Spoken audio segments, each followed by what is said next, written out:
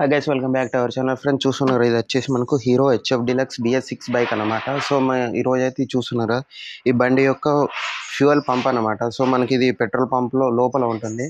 దాని నుండి మనకైతే ఇంజన్కి పెట్రోల్ అనేది పంప్ చేస్తుంది అనమాట.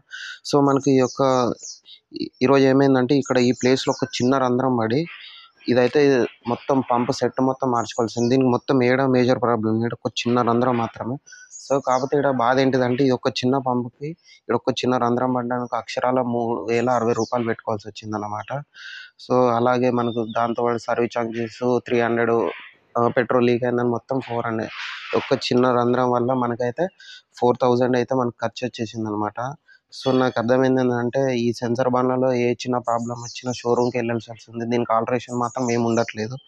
సో నా దానికంటే BS6 కంటే BS4 బండ్లు అన్నమాట. సో ఎవరైనా BS4 బండ్లు ఉంటే వాటిని రిపేర్ చేయించుకొని మంచిగా నడుపుకోండి ఫ్రెండ్స్. BS6 బండ్లకైతే